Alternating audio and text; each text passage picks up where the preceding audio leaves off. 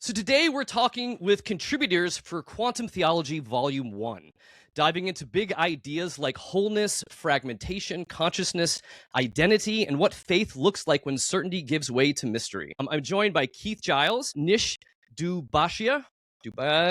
Close enough? Close enough. Close enough. Thank you, sir. You're very gracious. And Mo Thomas as well. Thomas, did I get that right as well? You got it. You nailed it. Okay, great, wonderful. And so Keith is an author, speaker, and the driving force behind this quantum theology anthology. And he's spent years exploring the intersection of Christian mysticism and deconstruction, and the strange places where faith and quantum ideas overlap. Nish opens the book with a chapter exploring with what he calls diamond Christianity, a vision of faith built around wholeness and interconnected reality. His work draws on theology, philosophy, and the ideas of a physicist, David Bohm, to rethink how we see Christ in the world. And Mo brings a contemplative perspective to the conversation, exploring the difference between our ego and identity and deeper awareness. His chapter uses story and metaphor to ask a simple but unsettling question: who are we beneath the roles that we think we are? And so, first question up, Keith. Yeah. What led you to put this whole thing together? Like, did you have a moment where you're like, hey, let's pull all these folks from these desperate places and put them in a book? Yeah. Well, of course, yes. That's exactly what happened. Kind of like shower thoughts. Well, so, for me as an author, I've been on this kind of quantum theology track personally. Started when I wrote this book, Sola Mysterium, about embracing mystery, and then Sola Deus. And then when I wrote the commentary on the Gospel of Thomas, which was the quantum sayings of Jesus, that really kind of kicked it off for me. And starting to see these ideas that are in quantum physics, quantum science, and how they mirror some of the same concepts that mystics have been saying for thousands of years. And so I'm very excited about that and working on my own little quantum theology series. But I thought, you know what, this topic is so fascinating to me. And the more I talk to people about it, I run into people all the time that are kind of on the same wavelength. And I thought it would be really great to hey, let's just publish one of these kind of anthology books where I invite different people. And what always happens when I do these, I've done several of these with Choir Publishing. We did one on Christian nationalism. We've done them on deconstruction and different faiths and things like that. So I thought, well, it'd be great to do one like that, specifically for quantum theology. I had in my mind a couple of people I wanted to invite. But once I started inviting the people that I was aware of, other people would suggest, oh, you got to invite this person, or you got to mention this person, you got to, talk to that guy, or this lady, and so I started reaching out, put the word out, and I started receiving the chapters, and as always happens with these kinds of anthologies, the quality of the submissions that I received far exceeded my expectations. I realized this is going to be an amazing book. And actually that's when I decided this was going to be a series. So that's where the volume 1 came in, because I literally got more than I could use for this first volume. And I thought, well, we're going to hold on to some of these and continue recruiting more for volume 2, hopefully next year. So I was very, very blown away with all the different perspectives that I received, and great chapters. So including Nish and Mo. And you, Stuart, actually. And so with most anthologies, when you put the chapters together, Keith, you're ranking these in best to least, right? So if you're chapter 1, you're obviously the best. Number 2, great silver medal. And then all the way down. Is that how you compile these? Not exactly, no. Okay. But there is a flow. I do really consider, for example, when I read, oh gosh, I can't remember, was it Jay Clark? Jeremy Evans. When I read Jeremy Evans' submission, I thought this is how we have to end the book. I just thought his chapter was beautiful, and it ended on a really great emotional kind of note that I thought this would be really wonderful to kind of end it. And similar, when I read Nish's, I thought this would be a great way to kind of kick it off. And then so that I am thinking through the flow of and so then I thought, okay, what would be great for something after what Nish wrote? I think what Mo said would kind of be the next thing that would make sense. So I did think about that, how these kind of connect together. We had a couple that were a couple of submissions like William Serrell and Jenny Lorraine Nielsen, that were very technical, very used a lot more scientific language. I mean, Nish does a little bit as well, but I felt like Nish did a good job of kind of walking the line there between Mm-hmm. speaking to people that could just understand it, everyday people, but also putting enough science in there to back it up. Mm-hmm. Anyway, but when I got to more of the technical stuff like William and Jenny, I thought, okay, these need to go. Maybe after people have got 2 or 3 chapters under their belt, maybe now they're ready for something like, whoa. So yeah, that kind of thing. There's a flow to it, and I did my best to create some kind of a flow for the reader. I think you did a good job with it. I really liked how it all kind of transpires, and it kind of leads you along this path of different voices, which is kind of beautiful. And so, speaking of the number one, our gold medal winner, Nish, our first one out here.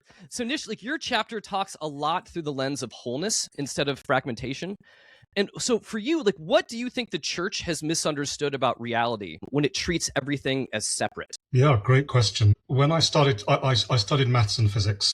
When I started studying physics, and especially quantum physics, it became quite clear to me that reality is an interconnected and undivided whole. That was clear from some of the experiments that physicists were doing. So it seemed also that wholeness is more fundamental than the world of separation in which we live. So it seemed to me that this has to be reflected. If our religions and religious traditions are going to be true to reality, this has to be reflected somehow in the theology of those religions. Now, some of the Eastern religions, but not all of them, but some of them already do this quite well.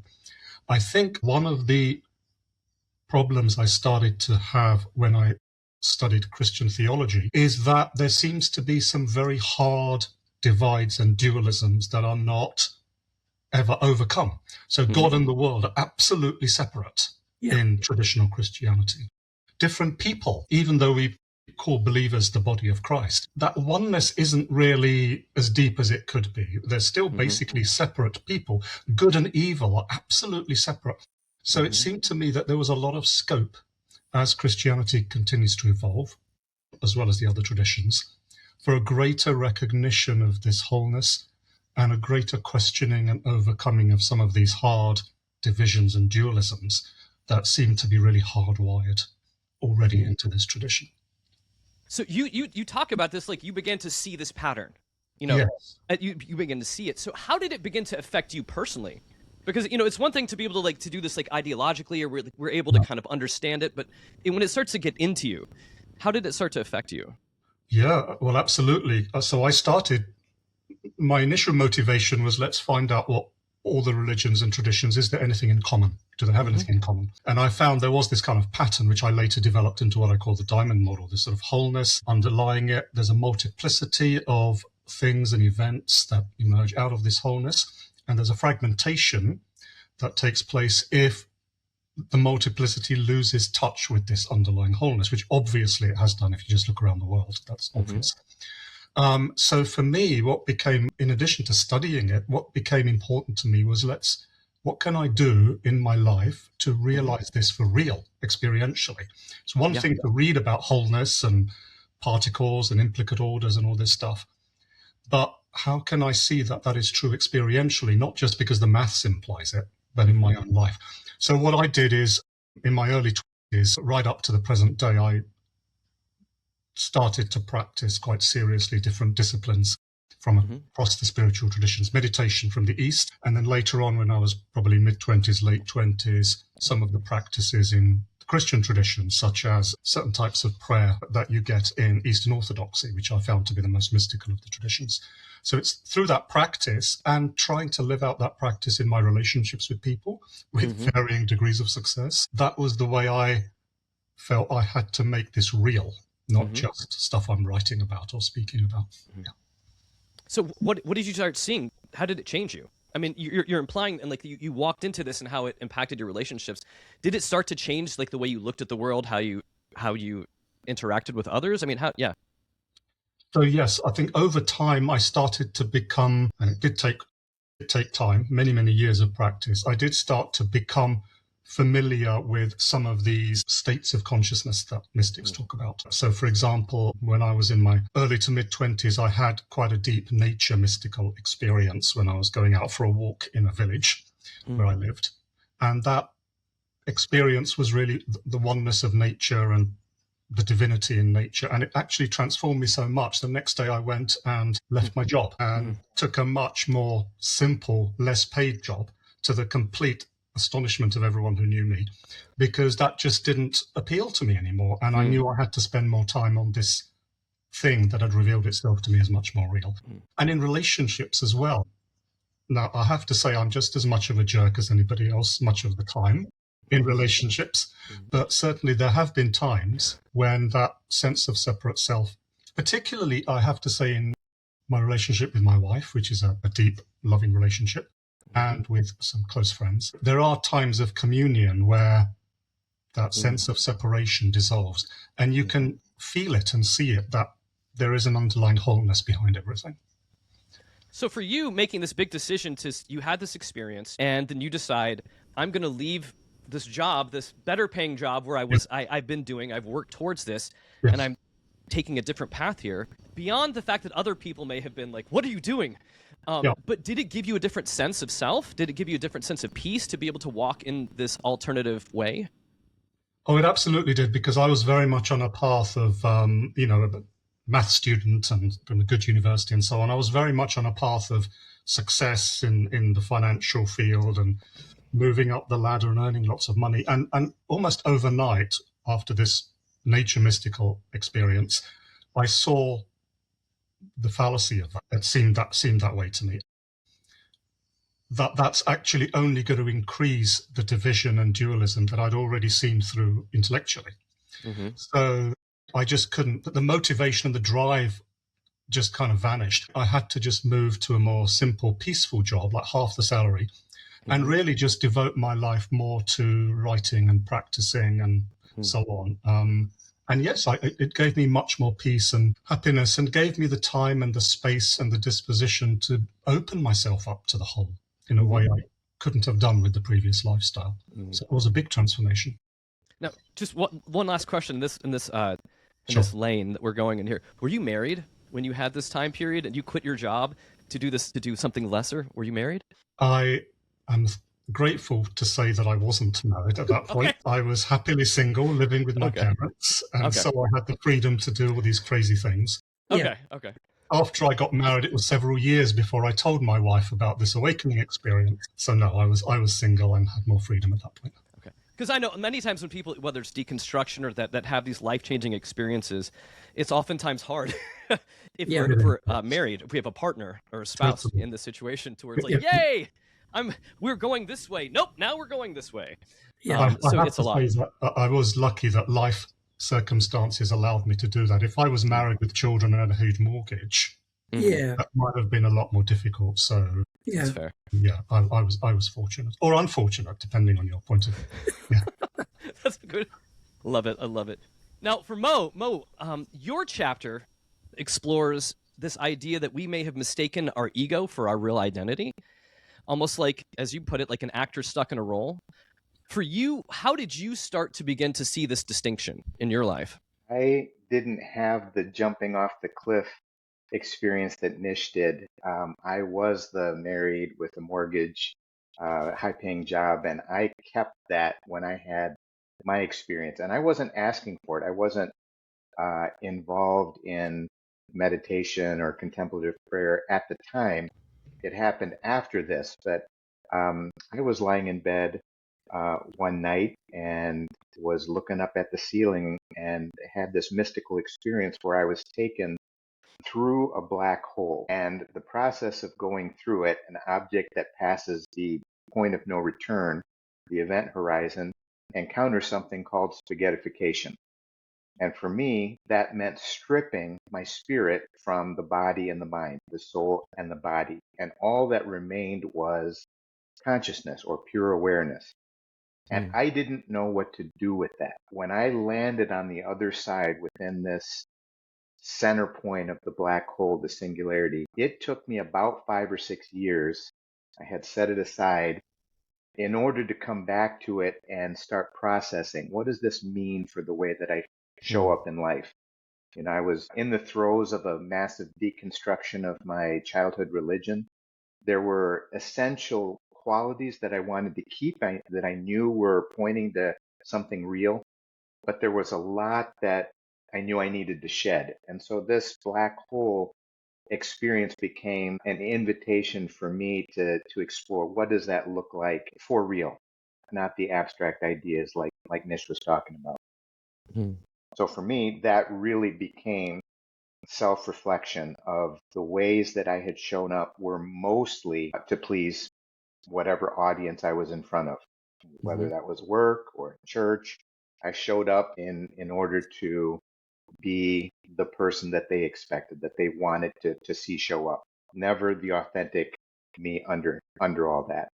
Mhm. So the layers, as they started being shed, and they're still being shed, I just started to feel that sense of authenticity and real connection with people, entanglement with people show up, the patience with people and looking underneath their behavior. That all of a sudden became a reality. I was drawing from a near infinite supply of patience where that was not true before. So yeah, my experience was somewhere in the 2012 Mhm. time frame, and it took till about 2018 for me to start processing what does that look like, and I've been doing that ever since. I did then leave a corporate job and started writing and speaking and uh, doing things like what my heart told me I needed to do, even Mhm. though it was under the umbrella, out from under the umbrella of this safe corporate umbrella. And it did not just this, or other things involved. It did cost me quite a bit Mhm. to go through this, including a marriage, including Oh. the job, including, lost a home. There were things that were happening that sped up the deconstruction process. Mhm. So yeah, that black hole imagery is what I brought into my chapter because the actor playing his role, I had him metaphorically go through a black hole to see what that stripping away process for him Mhm. mirrors that stripping away process for us, getting to our Mhm. true self. No, I love that. I love because usually that spaghettification process. It's never one that's like always joyful. It's that No, kind of pulling apart of ego and stuff. It kind of feels a bit like cheese grater on the skin or like a bit of flaying of the soul. But it leaves us different on the other end. So Mo, like, but if someone is like feeling stuck in a role like you're talking about, caught like in identity and fear, what begins to wake someone up to something deeper when we're in that place? I've heard a lot of the mystics talk about two things that bring this about. One is great suffering, and the other is great love. For Mm, me, it was great suffering. And for most that I know, something has to jar us out of the mode of just coasting through life. And mm, often, I don't know why it works this way, but it's great suffering. And that mm, just jars us enough to where we look and explore other options, look for and explore other options. And that's what it was for me. It was an mm, incredible sense of suffering.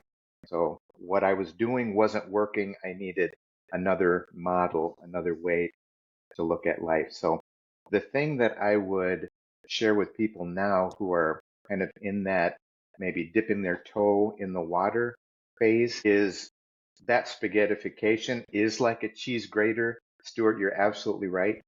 And there's a lot of fear for people to do that self reflection for fear of what they'll find.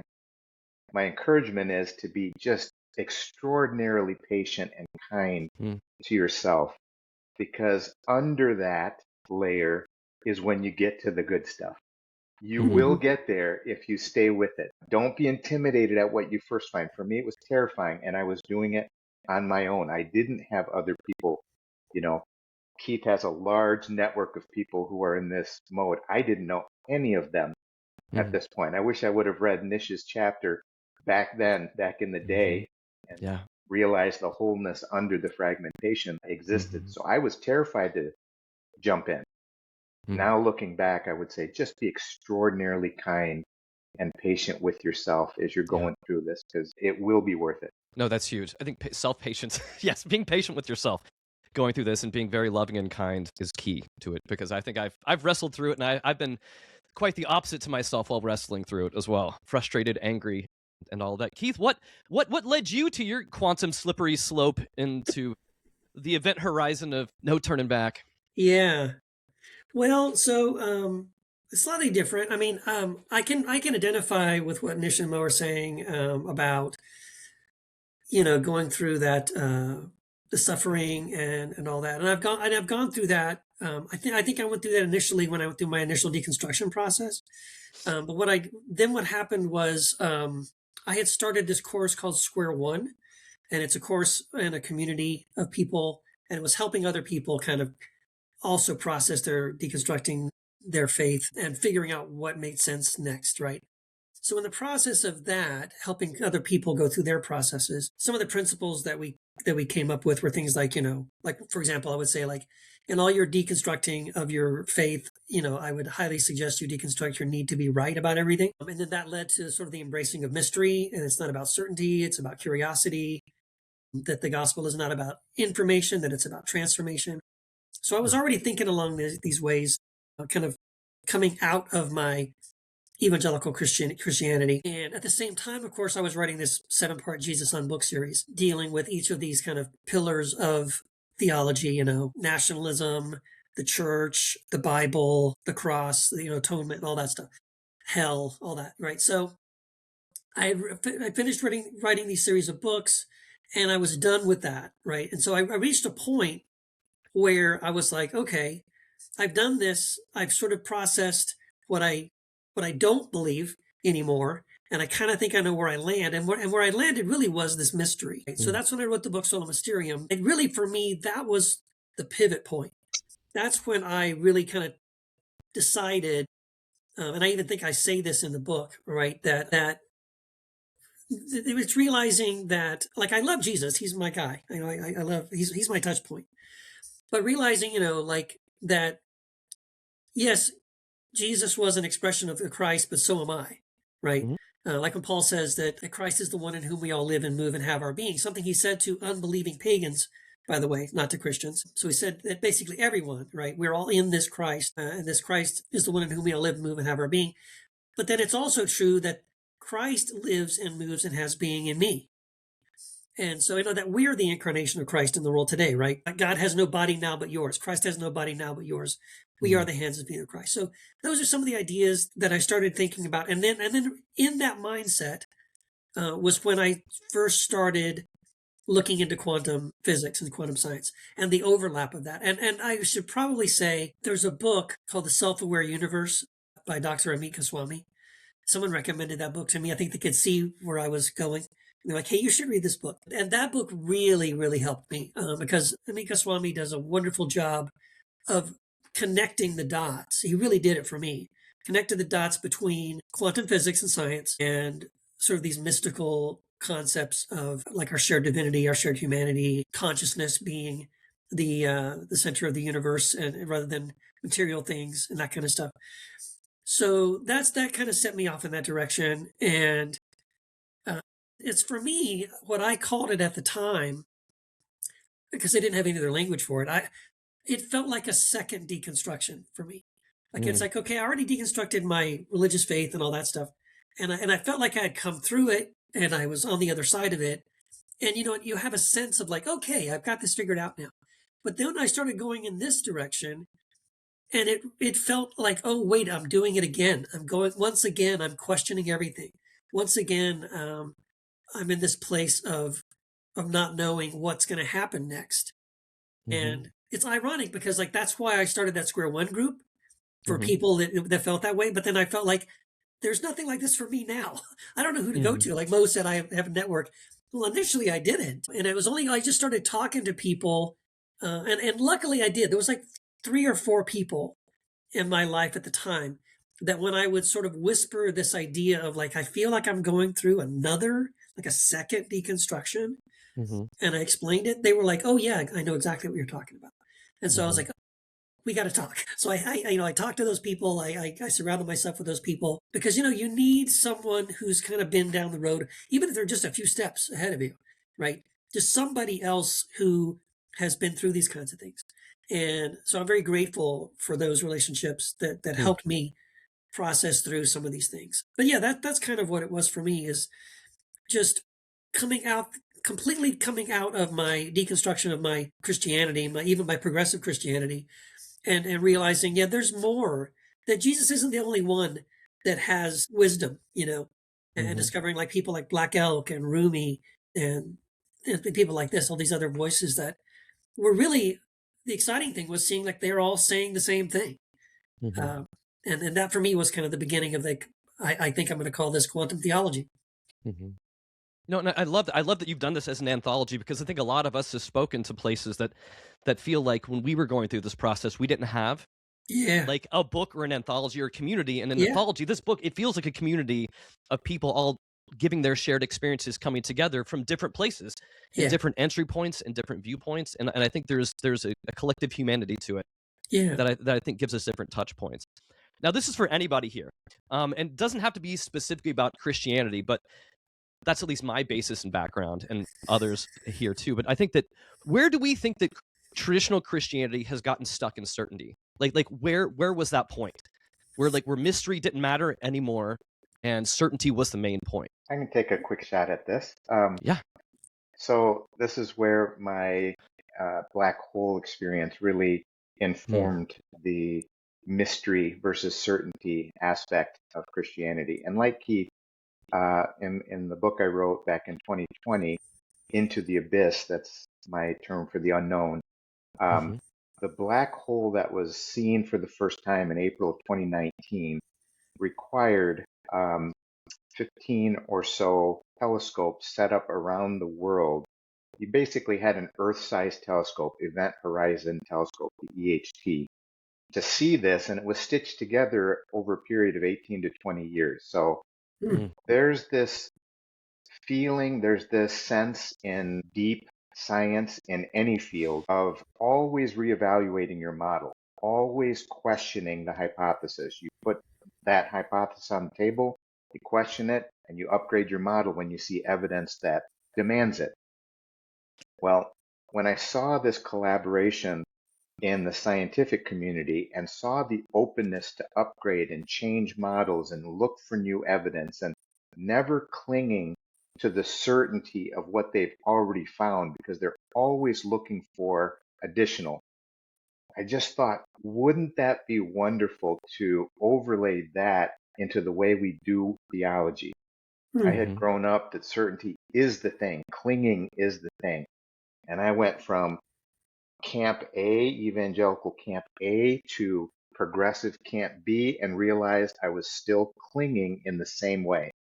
So fundamentalism now to me isn't about the content, it's about the way we cling to our belief statements. And so the deconstruction of our beliefs is one thing, but the deconstruction of reality itself Mm. requires that we cling less and open our hearts more as new things come into the picture that we can then process, upgrade our mind. I hope I'll always be learning, a lifetime Yes. of learning, Mm-hmm. never having arrived. Yeah. Yeah. Yeah. We talk about like, that's something else I mentioned to people in this Grow One group is like, I always say, hold loosely to your beliefs, right? Don't let the cement dry on those things, and Mm-hmm. it's tough because I think, conservative evangelical Christianity, which is kind of where I grew up, that was my indoctrination. It's very much about having the right information about God, right? And in fact, in college, I got really deep into apologetics, and that's all that is. It's like, it's really just like coming up with an argument that kind of makes sense, to kind of like push back the questions and the skeptics and the doubters and all that. But I realized it was more about convincing myself, you know what I mean, of my own questions and doubts, right? It was a way to safeguard against the eventual deconstruction that I have. Josh McDowell, Keith? Oh yeah, Yeah. Neil, Yeah, yeah. Norman Geisler, Hmm. yeah, those guys. But I mean, chronologically, if you think of like the history of Christianity and where certainty sort of crept in, Mm-hmm. I think there's two major historical touch points. Obviously, Constantine, in the sense where he I think he strategically, politically decided, he and Eusebius decided, hey, let's rope in this Christianity, let's make it the state religion, and make it a tool basically that he could use, and by sort of fusing the church and the state together. And look at the first things that he put in motion. It was this Council of Nicaea to get all these leaders together, and the main things he wants them to decide are what are the beliefs that everybody has to have that makes you a Christian. Think about that. For 300 years, Christians didn't really feel the need for that. Like they themselves didn't feel like this was a priority. Oh, wait a minute. We have to get everyone together, and we all have to have agreement. And unless you agree on these things, you're not a Christian. Prior to that, for 300 years, they held loosely, right, to these different beliefs. And it was okay if, Justin Martyr felt this way and Origen felt this other way. They freely exchanged the ideas, and they held loosely to those things. And they also, the other thing Constantine does, right, is he pushes them towards deciding what are the scriptures and what aren't. Now that final decision comes later, but the initial conversation does begin there, right? And so why? Because to control the church, for the church to become an instrument of control and manipulation by the state, by the empire, you need to be able to have basically a single book and a single doctrine. And that for me was one of the beginnings of the church giving up on mystery. But I think for Protestants, it happens at the Reformation. And Brian Zahn has a great quote about this where he says that if you think about the Reformation as a divorce, right, and then mom and dad are dividing up, the property and things. In the divorce, the Catholic Church, they got the saints and the desert fathers and the desert mothers and all the mystical traditions and all that stuff and all this great tradition. And the Protestants, all they got was the Bible.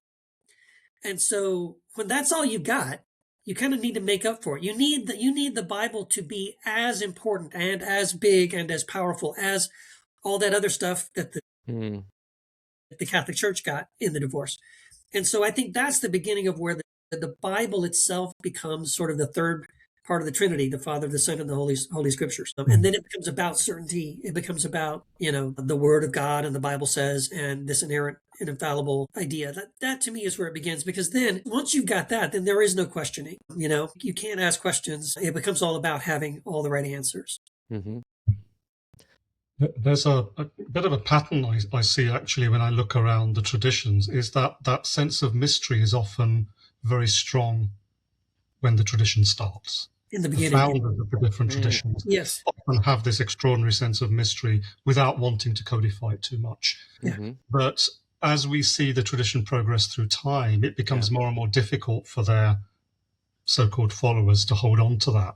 The mind is always seeking security in concepts and ideas and beliefs. So at some point, things start to get codified, and in many different ways, which creates different denominations.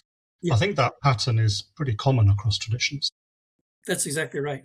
Yeah, you can look at, I have a friend who talked to me years ago, pointed that out. Like, if you study movements in general, not even religious movements, just political movements, art movements, different kinds of movements in human, it's part of human nature, like exactly what you said, Nish. In the early stages, it's all about, oh my gosh, it's a question, it's a wonder, it's a curiosity. What about this? What if we did that? What if this happened? Oh my gosh. And that's the excitement. That's what generates, that's what attracts people, followers to the movement of the, oh my gosh, the what if, the curiosity, the question, what if we did this? What if that was true? What if we, but very quickly it starts to become, people start defining it. And once they start defining it, it's not this, but it's that. Then it stagnates, and then it splinters. And then usually you've got, people will divide. Well, you think it's this, so I can't be with you, so I'm going to go over here. And you think it's the other thing, so I can't hang out with you. And it's exactly what happens. So I think that's why it's so important to hold on to that mystery and hold loosely to those things. And that's what's exciting to me, honestly, right now, because I really do feel like there is a bit of a revolution or a transformation or something that's happening right now. Probably as the result of the deconstruction that everybody is going through, or I think people are returning again in faith. People of faith are returning again to this idea of embracing mystery and admitting that we don't have all the answers, that God is a being higher and wider and longer and deeper than any of us could possibly imagine, and being okay with that and saying, actually, that's better. To somehow find your security and your safety in the fact that you don't know all the answers. And I think when you can do that, God, the concept of God becomes so much more expansive and Mm-hmm. so much more interesting, and compelling. Yeah, it ends up feeling to me like that oftentimes when we lean, especially like with traditions that lean hard into certainty, which many of them do, Yeah. and they become calcified in it, but it's almost like they've embalmed faith. Yeah. Like we've somehow frozen it at a moment, or like our faith is like, I don't know, like a wax figure, like at one of those museums, like Madame Tussauds, and we're able to be like, yeah, that's kind of like a person, Yeah. but it's not, and we know it's not, but it's easier, and Yeah. it's simpler, and I guess we can take it with us, and we can control it. Yeah. And I guess it's one of those things where I think many of us have talked about having these experiences that make us feel small in Yeah. the grand scheme of things, and I think certainty makes us feel big Yes. in the scheme of things. That we're able to control things, we're able to make huge concepts tiny, and then we can make them whatever we want to be. But we've stolen life out of them. Yeah. No one's ever gotten drunk by reading the word wine. Thank you. I love it. Yeah. Yeah, and that's exactly what I was thinking, Mo. I remember having a conversation. I was speaking at a conference several years ago up in Seattle, and this subject came up, and so the sessions were over, and people were just kind of hanging out and talking, and I was talking to one of the other presenters, and I had talked about more of an experiential faith, right? This other guy said to me, and it was kind of sad to me. I mean, that's how I heard it. He just said to me, like, he says, I've never heard God speaking to me except for when I read the Bible. And I was like, wow. I mean, I understand that's a lot of people's experience, but it's really sad to me, right? It becomes more about, like, for example, like the idea of when people say the only way that I have any experience of Christ, for example, is by reading the Gospels. And I get it on one level, but it's sort of like, then in a way, speaking in Christian terms, you're sort of denying the resurrection, Yeah. right? Because think of it this way. If I said, you know what, the only way I could know Abraham Lincoln is by reading his speeches and reading books about people that knew him and facts about him and information about him, and that's the only way I could ever know Abraham Lincoln. Why? Because he's dead, right? So in a way, I mean, for Christians to talk that way, they're kind of denying that Christ is alive, right? That there is a resurrected Christ alive right now. There is a God right now that they could communicate with, and that could communicate with them, that they could have a connection with and a relationship with, right? And that's very sad to me. And what's ironic to me also is that, so they end up having a relationship with a book. But what's funny is all through the book is telling you to have an experience with the divine and telling you that that's possible. And actually that should be what and frankly, and again, in Christian terms, the new covenant, the whole point of the new covenant is exactly that, right? When God first introduces the idea of a new covenant in the Old Testament, he says, the day is coming when no one will say to their neighbor, you should know the Lord, because they will all know me, every one of them. So it's about removing these barriers, right? It's a radical concept in Judaism, this idea that, oh, wait, every single one of us can have a direct connection with God without a priest, without a temple, without bringing any kind of a sacrifice. Those things are unnecessary. Everyone can have a direct connection with the divine. That's the whole promise of the new covenant, right? And so, again, it's just ironic to me and sad that Christians have bought into this message that frankly doesn't even align with the scriptures themselves. They bought into this idea that they can't trust their own thoughts. They can't trust themselves. If they start to hear what they believe is the voice of God or the Holy Spirit, they should mistrust that. And they should basically just listen to Pastor Bob, and Pastor Bob will tell them what God wants to say to them. And that is terrifying to me, that you would buy into a message like that. That's manipulation. That's a cult. So yeah, I think it's exciting to me because I do feel like people more and more are moving into more of an experiential kind of, and again, that's what the mystics are all about, right? Having your own direct connection with the divine. Yeah, because like otherwise, like why? Like that's You mentioning Pastor Bob. We've all had a Pastor Bob. Yes. But if you even look at what Pastor Bob does, Pastor Bob says, "I know everything, Yeah, and I'm going to tell you. So what do you do? Come back next week. I'll tell you more." that's But right. none of this has to go about going out and experiencing things. No. None of this is going and walking this out into areas that involve us taking risk, Yeah. quitting jobs, Yeah. doing these things that are very different for us, and those are scary. But it's also, that's where life is lived. I feel like we can't live adventures sitting at home or sitting in a church pew all the time. Yeah. And it's funny, again, way before I ever had these kind of aha moments, I remember there's a wonderful Catholic mystic named Fenelon, and someone gave me this little book he wrote called Let Go. And they're letters he wrote to people he was discipling. And this is getting back to like how Catholics have this wonderful tradition, right, of mysticism. And anyway, one of the letters, there's one thing he said that I've never forgotten. But he's writing a letter to one of his disciples, and he says to this guy, he says, if you stopped learning now, you wouldn't live long enough to put into practice everything you already know of Christ. And that is the one quote. I read that and I just stopped, and I was like, yeah. Well, it's like Christian church has become a school that no one will ever graduate from. And you're not supposed to graduate from it. You're never, ever supposed to reach a point where the pastor could walk up to you and tap you on the shoulder and say, you know what? I think you got it, man.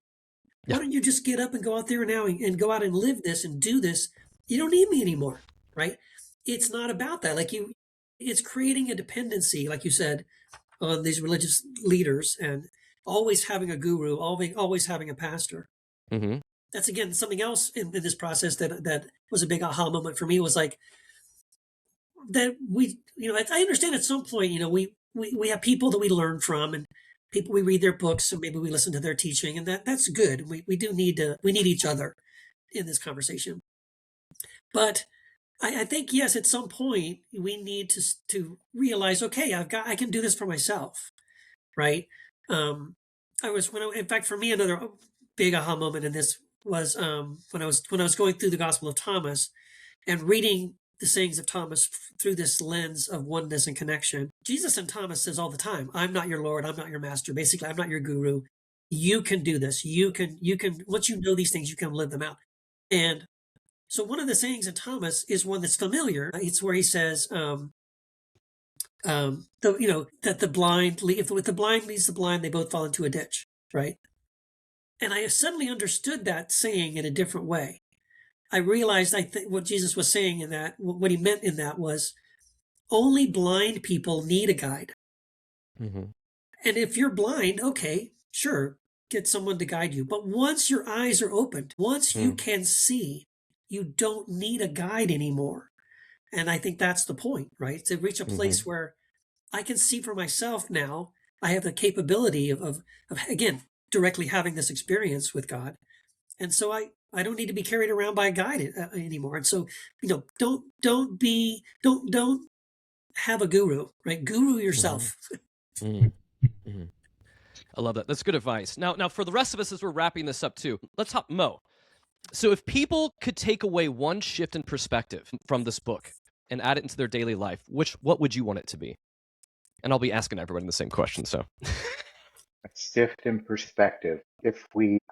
I'd like to suggest something and then maybe read a short poem, if you would allow me to do that. Sure. Yeah. No. Yeah. Go ahead. Would that Go be, ahead. Yes. would Please that be do. okay? Please do. Please. Yes. Please share. I think the thing I'd like people to have permission to do in reading the book is to explore their core beliefs, the foundation of their beliefs, with openness, vulnerability, and courage.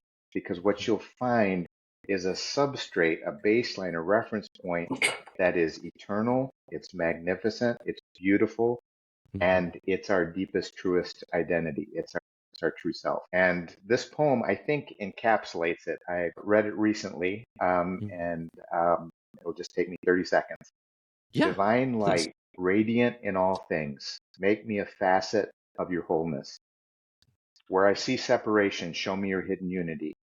Where I cling to certainty, open me to wonder.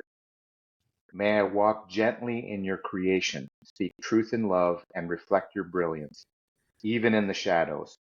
May my life become a prism of grace, revealing your image in the many and the one.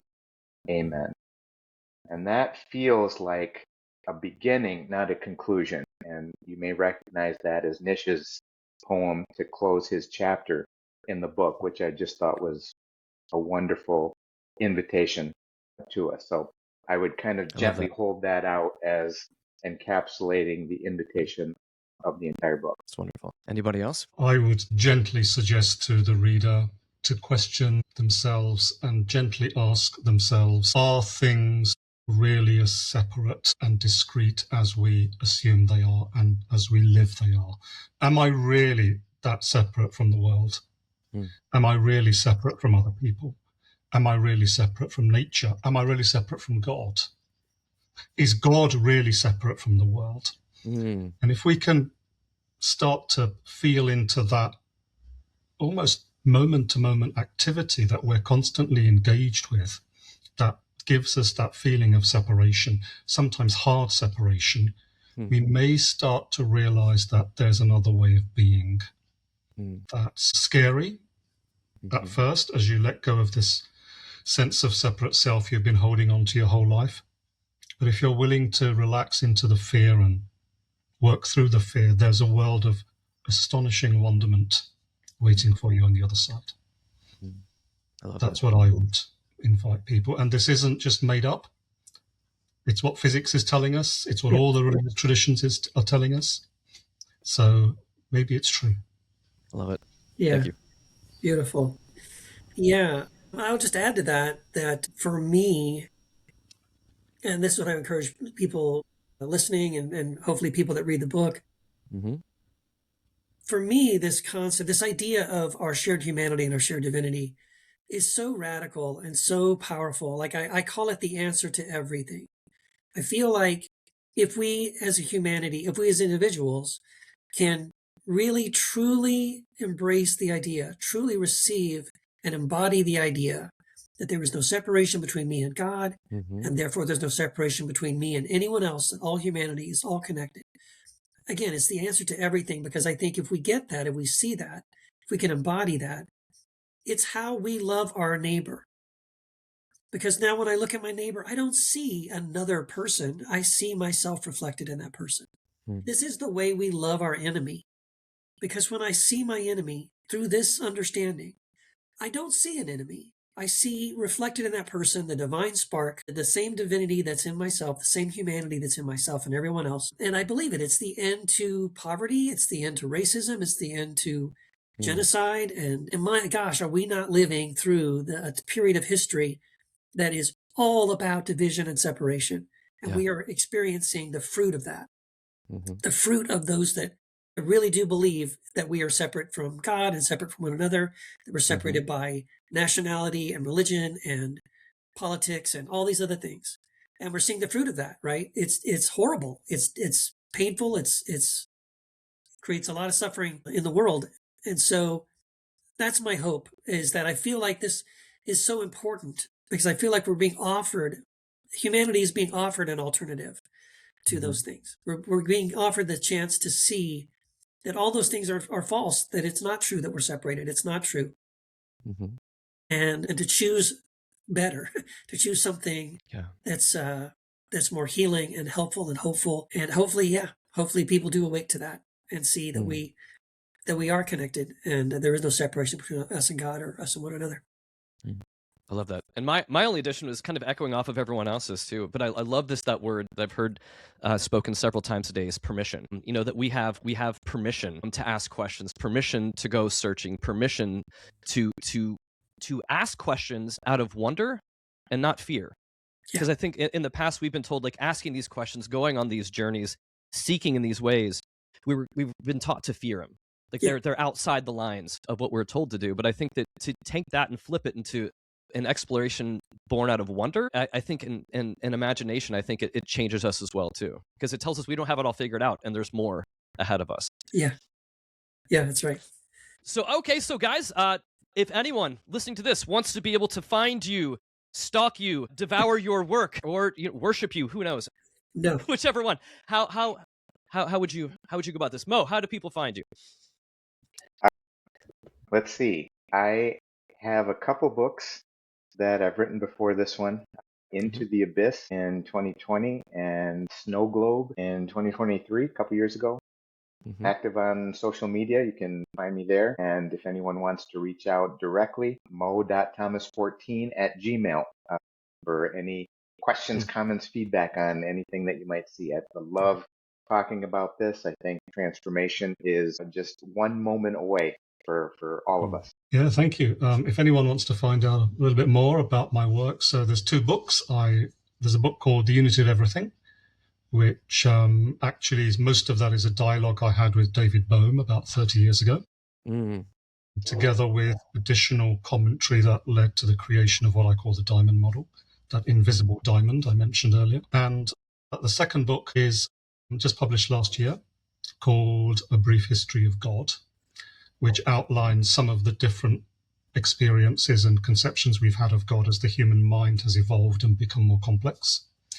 I have a website, integraldream.com, and if you want to reach out directly, yes, it's nish@evolvingnexus.com. Nice. So, yeah, you're very welcome, anyone who wants to get in touch. Excellent. And old white dude Keith Giles? Yeah. Well, so you can go to Amazon and search my name. You'll see my books will come up. The most recent ones, again, I would say the Quantum Sayings of Jesus, Decoding the Lost Gospel of Thomas, and then the Quantum Gospel of Mary are on Amazon. But the Quantum Gospel of Philip will be out in May. Okay. And excited about that. And I have a podcast, Heretic Happy Hour. I have a solo podcast called Second Cup with Keith. And I'm on socials, Instagram, Facebook mainly. And if you want to contact me, it's Keith@quoir.com. And Keith, don't you also write for a website? Oh my gosh, yes. Yeah, what is that one that you're a part of? Yes, thank you for the plug. It's called The Collective, but it's spelled wrong. It's spelled QUOLLECTIVE, The Collective.